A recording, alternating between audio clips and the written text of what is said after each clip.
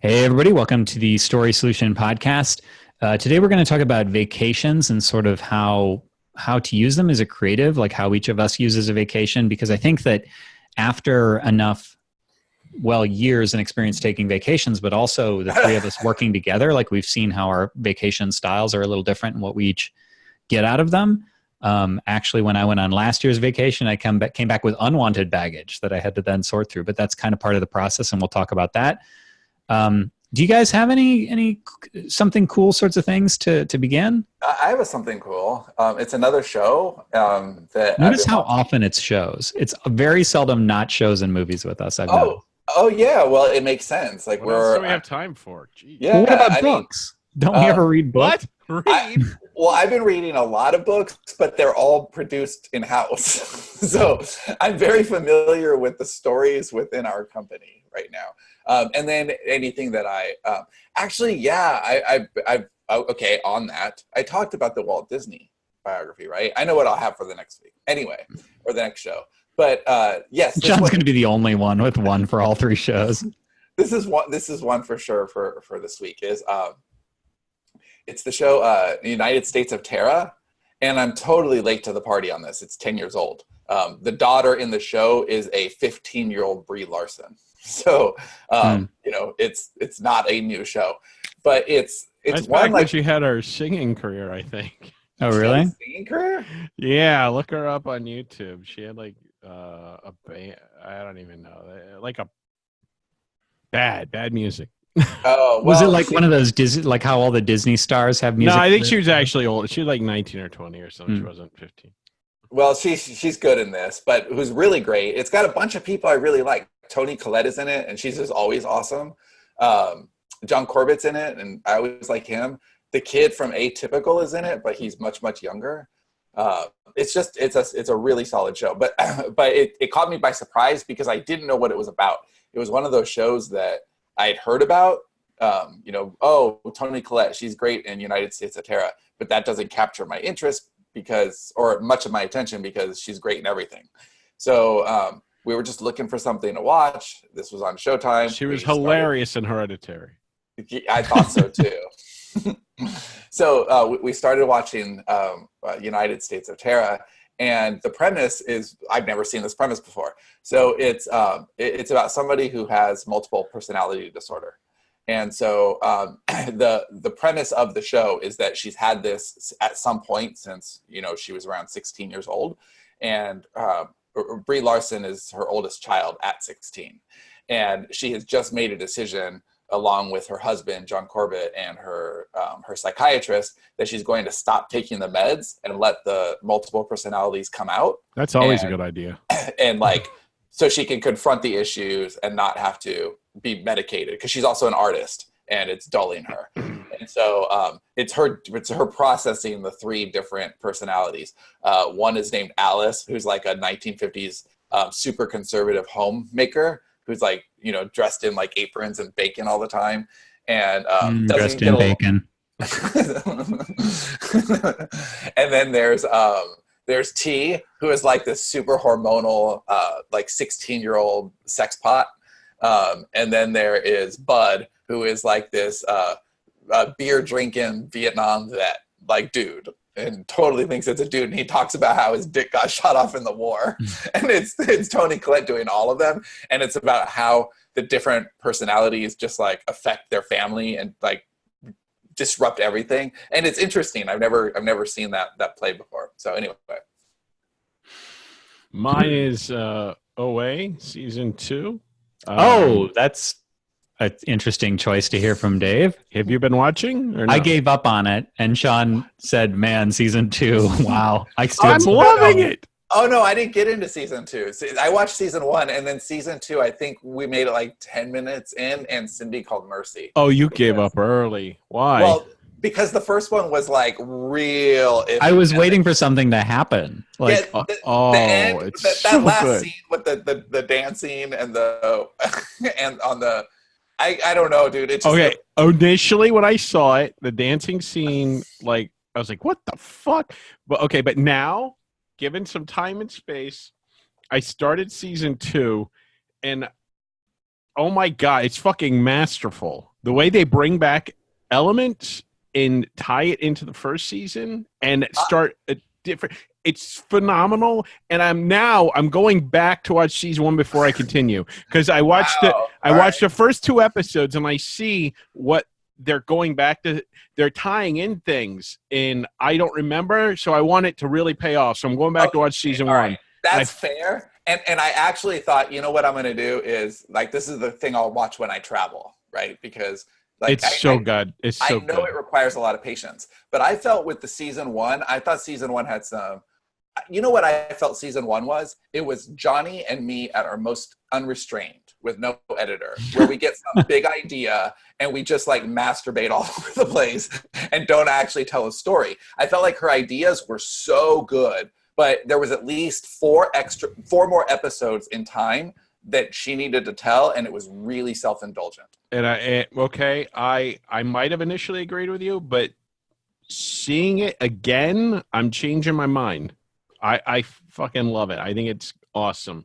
I think it's a huge concept. I know. I don't know what to do. My 2 influences here.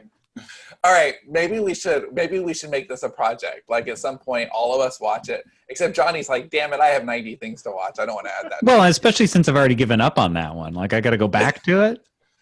Dave, I'll watch it. I could see a tiny bit of influence in the last. If there's consensus, then maybe I'll go back to it. You know what I mean? Like if Sean's like, oh, wait a minute, hold on, there's some value here. Right now we're deadlocked. A tiny bit of influence. What? In the last outline that you gave me, even just one of the castings, and like I was thinking of this morning. I like him before he was in this, though. Yeah, I know you did. I'm not saying you copied. Are you talking about Jason Isaacs? Yeah. Okay.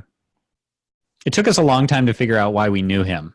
I was like, he's so familiar, and I know I've seen him in other stuff, but since he was in that Showtime show. Well, he was Lucius Malfoy, which you wouldn't know.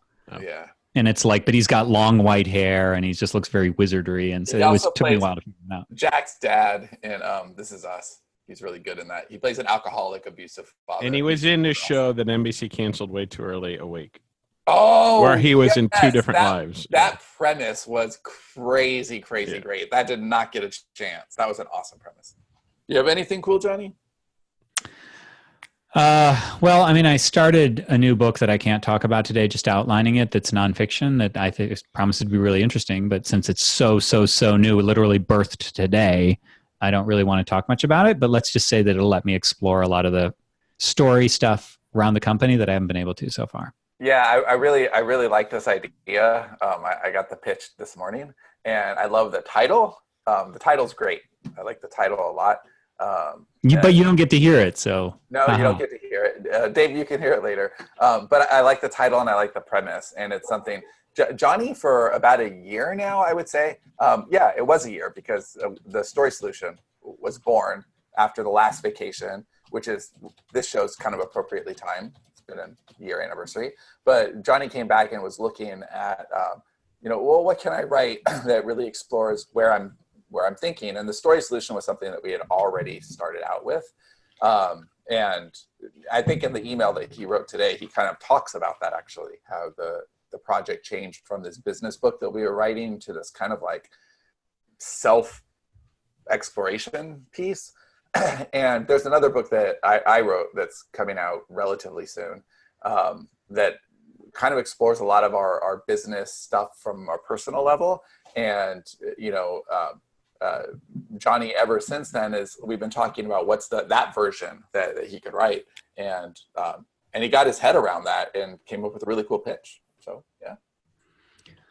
There you go. So all right. So let's talk about vacationing as a creative. So that's it. It's like it's a topic that doesn't sound like a lot until you get sort of the explanation. So I think this was your pitch, Sean. Do you want to kind of take it to begin?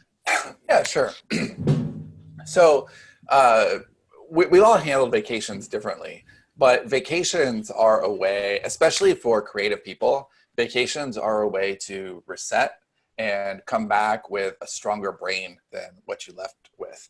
And I always, especially if there's a longer period of time, I don't really take vacations where I'm totally unplugged, and I don't work, I don't write, I don't interact. Like, that doesn't really happen. I did go on a Disney cruise a few years ago and was off the grid for a week, and that was on. Why would you take a cruise, right, John? but I do think, I don't really need to be off the grid in that way. I need to change my routine. That's important. So we're resetting, we're going on a little vacation, and I don't have any meetings on the calendar. So that's kind of you nice. And Johnny are going on vacation together. You finally decided to tie we finally decided to roll with it. Yeah, it was time. So I don't have any appointments. There will still be story meetings. There will still be things going on within the company, obviously. But I won't be on those meetings. And if I do, it'll just be because I happen to be home at one point and my family's off somewhere. And I'm like, oh, it'd be fun to just drop in on a story meeting. But there's nothing on the calendar that I have to do. I'll still write every morning because I've written every day for 15 months or something, and that's been really good for me. So I don't want to stop or lose my momentum there. And I'll walk every day. I'll dictate every day. There's still things that I'll do. And of course, I'll be available in Slack, but I won't have those commitments. And by changing the nature of what I do and how I spend each of my days, and having different regular routines, the stuff that's really good at keeping me kind of productive, because I'm somebody who needs routines, because left to my own devices, I actually hate routine. Right? I'm a wild child. I'm somebody who couldn't sit in school. I had to be disruptive or be put out in the hallway. And, so I need a lot of like excitement, and, the rigidity of a schedule is not my go-to. And so I'm really good about sticking on a schedule because I know it's what's good for me. It's what's good for my family. It's what's good for the company. So I have maker time at the same time every day. I do things at the same time, but being able to take some of that discipline and put it in a different context and, write, for the first couple hours, on the beach, it's a different thing.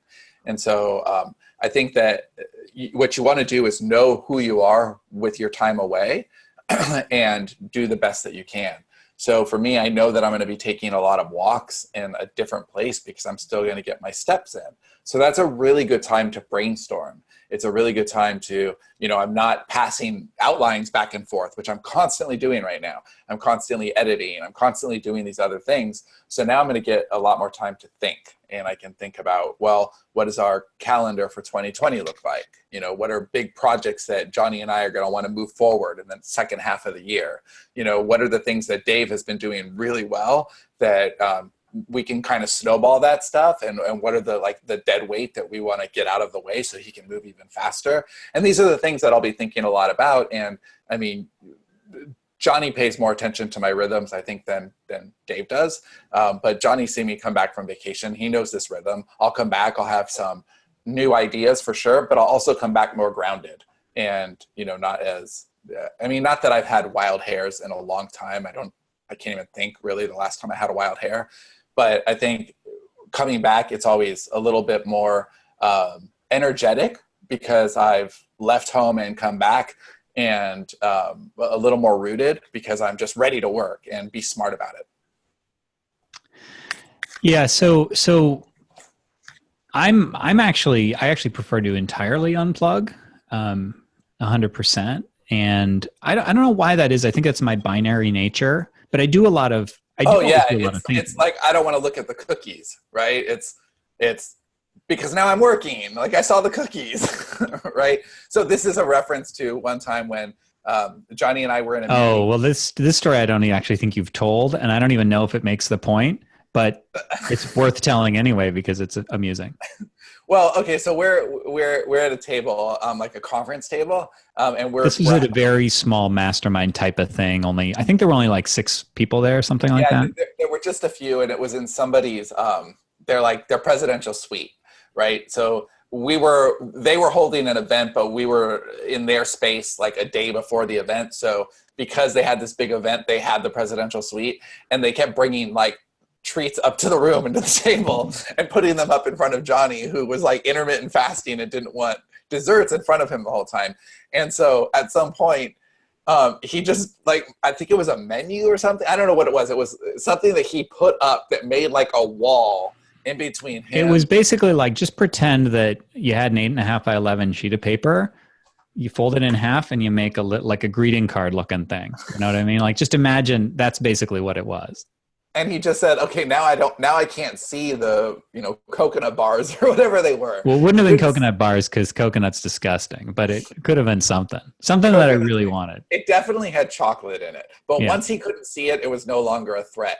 And I know that's not a direct parallel, but in the time I've known Johnny, that's basically it. It's black or white. If he can say, you know what, it's this or it's that, it's way easier for him to navigate his behavior and make the choices that are right for him.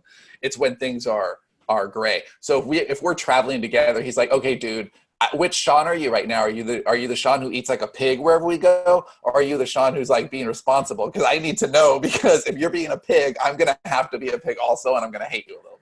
So it's like Johnny just knows that about himself, that it's this or that. So he chooses the this that's best for him.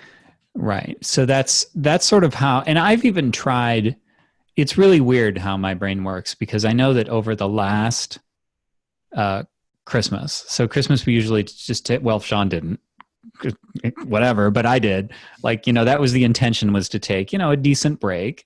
And I actually wanted to last Christmas, for the record. Just didn't happen.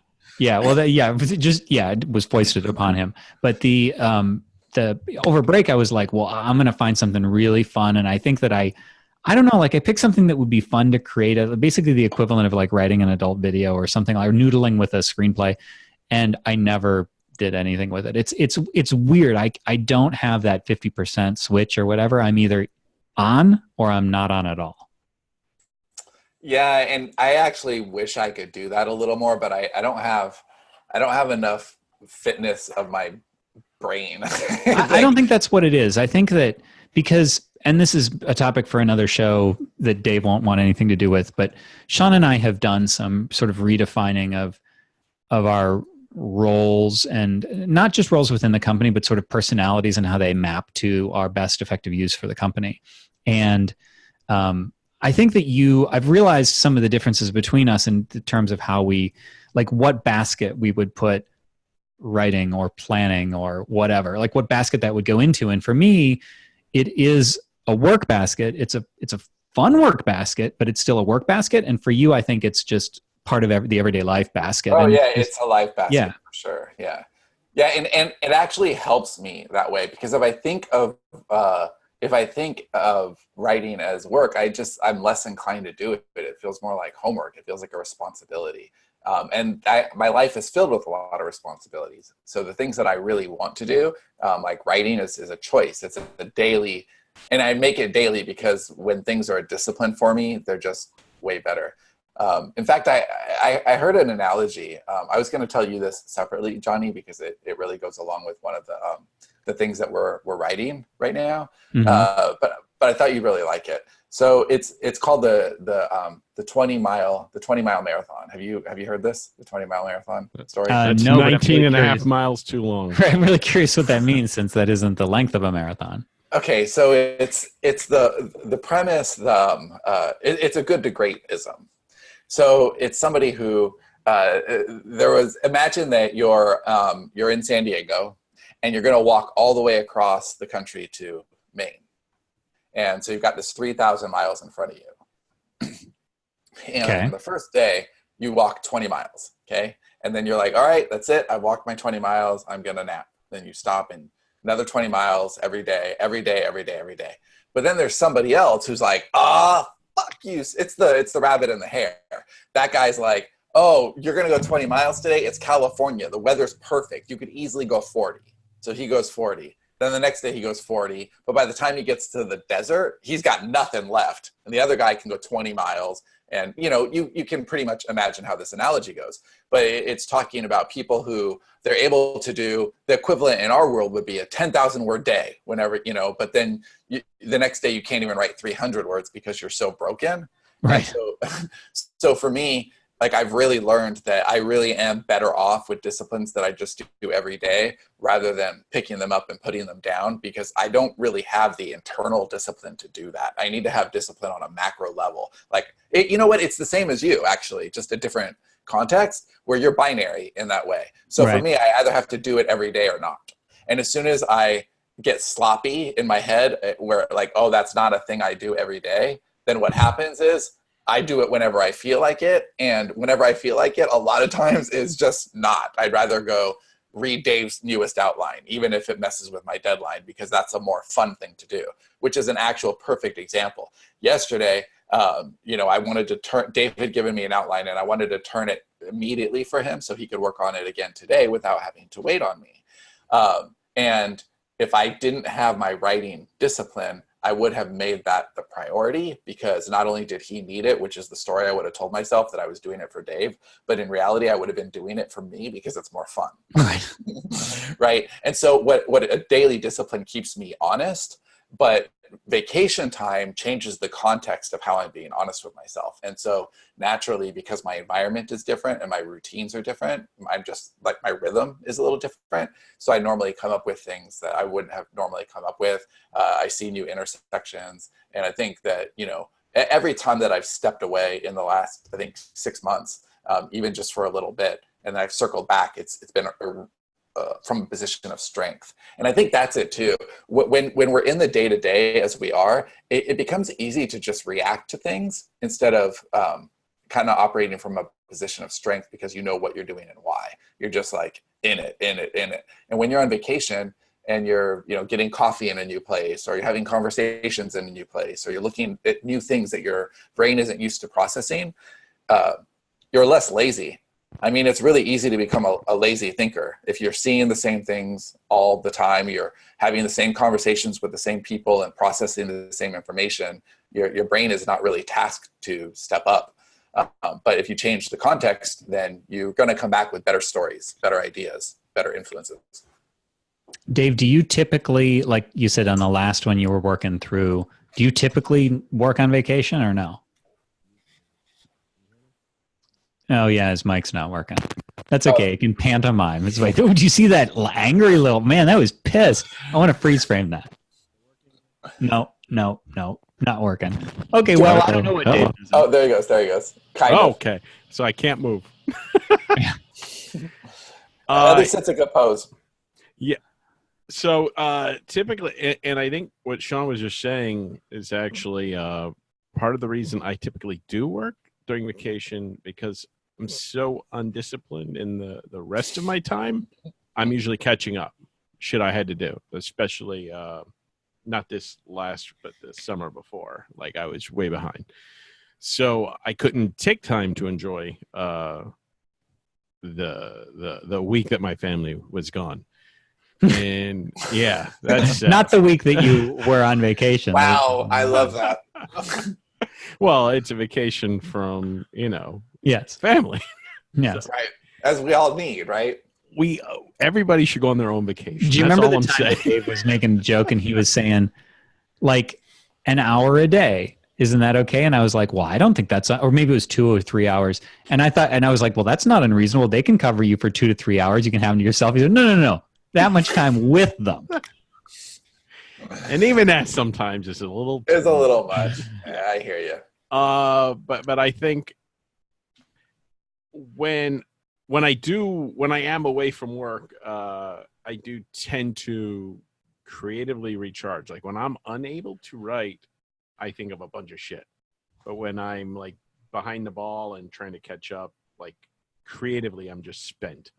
So I do need, and I've been better recently, but still not where I need to be. Basically, like, when I'm working, like, I let everything else go. Like, my office is a mess. Like, everything's just fucking a mess. So you're a little binary too in that way then. Yeah. Well, he's OCD. I think that's a definition of binary. Yeah, I'm very OCD. In fact, recently because I've been losing weight and shit, and I found myself wanting to snack a little bit more, like eat shit I shouldn't. So I said, fuck it. So I just gave up, snacks completely. I don't know, like a week ago or so. So I am like, I can't just have a little. I gotta have it all. So fuck it, I'm not having anything. But yeah, I'm trying to get more disciplined, and I think what we were talking about recently about the word counts and all that will help me. And then once I think if I can get it done, like in the window that you guys get your work done, if I can get that done, then I can focus on the other shit that I need to do and not let the work just stretch to take up all my time. And then I can focus on other shit. And then like once I do have time for vacation again, I will be able to unplug. And I do want to unplug. I don't want to write during that time. Yeah, you I need to recharge. Yeah, everybody needs to. And that's it true too. I think there's another thing in the indie space where people they're so worried about not having production up that they are, writing every single moment. And that's just not good enough, because it does burn you out, and it's not fair to your family. It's not fair to, it's just not. Like, you kind of need more than that. People need more than that. You need to, it's so easy to crank and crank and crank, and then that becomes the regular thing that you do. And you know what it's like? It's like gaining a pound a year, right? A pound a year is almost invisible. Like, it is. But then all of a sudden, after 20 years, you're 20 pounds heavier, and that is visible. Or you're almost 400 pounds. Well, it can really, really creep. And so you want to be aware of when it starts.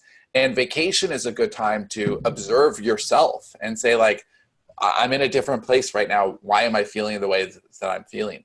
Don't unplug and then plug right back in. So, like, I don't do that. Even if I work, it's not like I'm furiously on my laptop wherever we are. It'll be, I'll work early when the children are sleeping, and, I'll the difference is normally my life kind of revolves around my responsibilities in running the studio.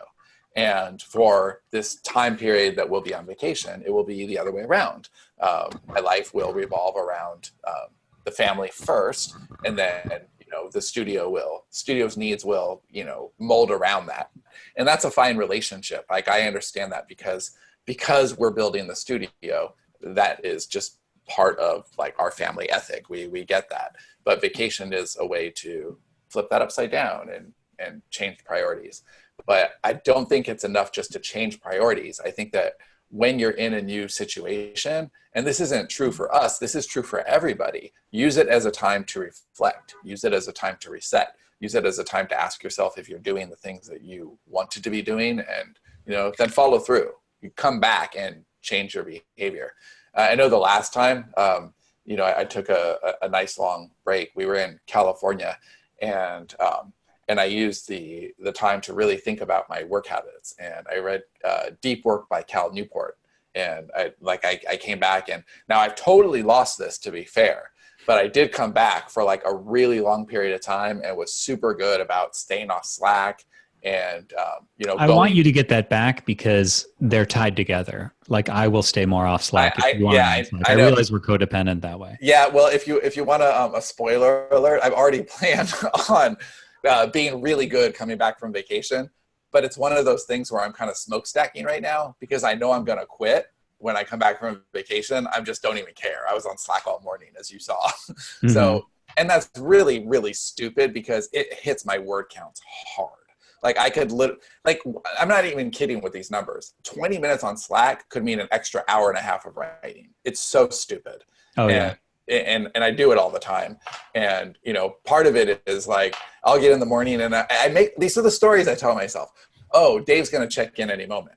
I need to leave Slack in so I could see what Dave's going to say and then check in. Well, but that's that high thing. Like, the anticipation that something's going to somebody's anticipating talking to me. Yeah, because it's the worst. Like, I've had things where I know somebody's going to show up at a certain time, and I know that whatever they're showing, they're going to drop something off. It'll take 5 minutes, but it distracts the whole day waiting for it. Yeah, and as creatives, like, you can't do that because then your production just falls to complete standstill. And I've been doing it more and more and more lately, especially as I know that I can afford to do it less and less. And that's just my, like, that's that monkey asshole inside me who just doesn't like to shut up and likes to heckle me from the corner because it has some like random control over me. But yeah, so Johnny, I'm on it. I come back from vacation. I definitely plan to not even look at Slack until And I'm not going to look at Slack at all. At all. Well, except for like 3 channels. That's pretty much how you handle it now, right? I get overwhelmed. joke. I get overwhelmed, man. No, sorry. I mean, I think that the point of a vacation is that it's a pattern interrupt, no matter how you use it, and just be conscious of the fact that it is, whether you kind of keep working in a different way, whether you don't work at all, whether you clean your office compulsively, whatever it is. I think that the fact that you have to stop and kind of, I don't even think it makes you reassess. I think it's something that happens automatically. Like the last time I took a vacation, over Christmas, but like when I went away in the middle of last summer, I came back kind of conflicted.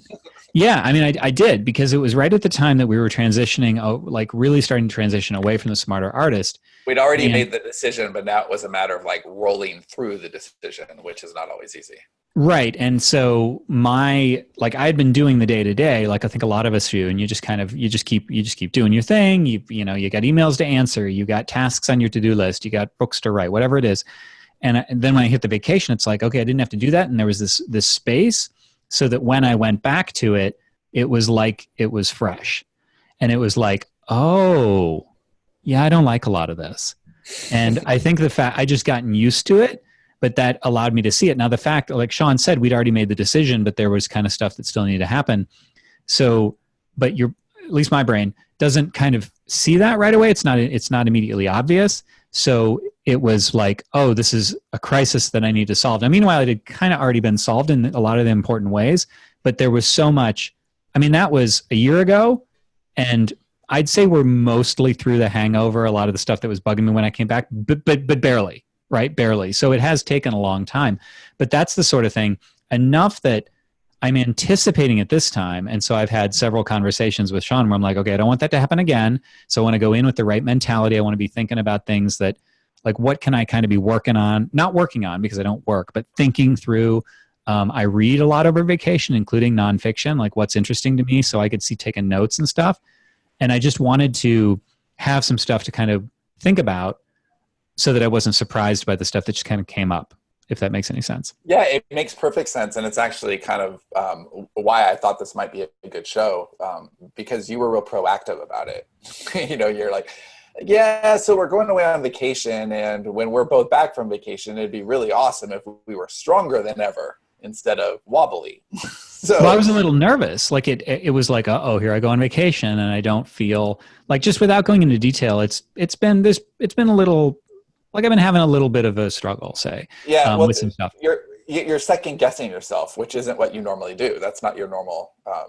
It's not your normal. Right, and I'm real intimidated by our current work in progress, and so I just was looking forward and saying, okay, so I'm not in the most pleasant, like I'm happy today. I'm good. I'm in a good place, but I don't know, uneven state of mind, say. And I was worried that if I went away without kind of thinking about that, at least being aware and looking it in the eye, that I would come back with some baggage that was unwanted.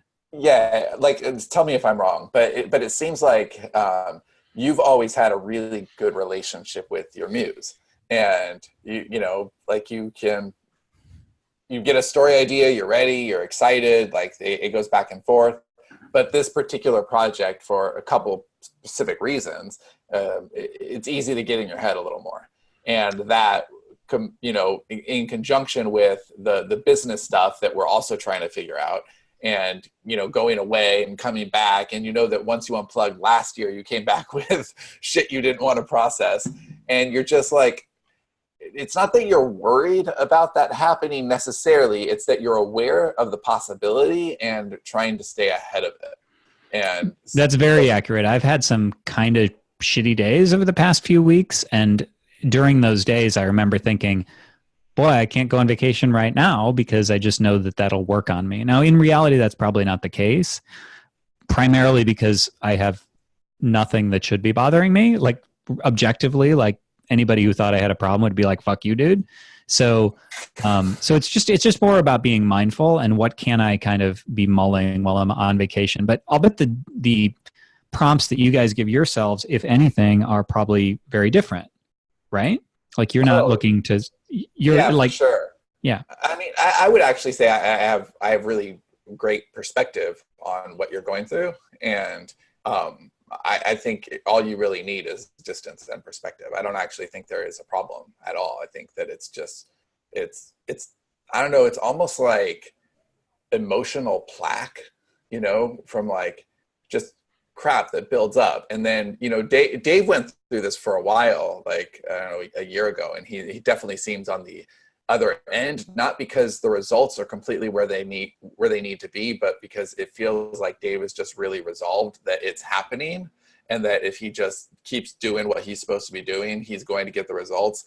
And I think in several conversations that Dave and I have had over the last year, it's finally Dave had the kind of settling realization that, oh, all the stuff that's happening to me right now isn't even a result of right now, it's taxes from behavior and decisions I made a few years ago, right? And there's some of that too. It's like there's this plaque from stuff that we had to transition out of. But if you look at, you know, everything that's happened in the last month, 3 months, 6 months especially, the last 6 months has really been just kind of a phenomenal time for us. And there's a couple of key ingredients missing. And I think that because those ingredients are missing, and everything else is going so well, it's like there's that contrast, right? You can feel that clash. And when Dave was going through this, it was because he just needed a hit, you know, like everything that we Did he come up to you and say, dude, I just need a hit, just real quick, I'll do anything for it? Yes, actually he did, in those exact words. Yeah. And it was true. It was like this was the time. I almost went a whole episode without being vulgar. You know, this was in the time Would when be a shame. We couldn't release anything without our also bots being totally corrupted. And Dave just felt like it was fruitless. Like, what's the point? Both sides of the business are destroying me right now, you know, and he was feeling pretty squeezed. And so he was just like, I just need a hit. I just need a hit. And, you know, the hit for Dave, actually, I think, I never even put this fine a point on it until this moment, but Dave, I think the actual hit for you was closing the Smarter Artist. And then you knew that at least as a company, we were committed to the right thing. And that you probably, even if you never said this out loud to yourself, that probably gave you more faith in what we were doing. And it allowed you to focus because we were focused. I think there might be. Yeah, I feel our attentions were divided in building a thing that I don't know that truly served us, especially when it was hurting us, the fiction side. That's the part that bothered me the most. We're building this thing to help people, but it's hurting us. And I'm like, what the fuck? It's a point. Yeah, so I think that, you know, we had to go through a lot of transitions, and, you know, you saw, I don't know, at most 4% of that compared to what Johnny had to see. So, yeah, I would fucking blow my brains out if I had to deal with all that shit. Yeah, so, yeah. You guys are stronger than me.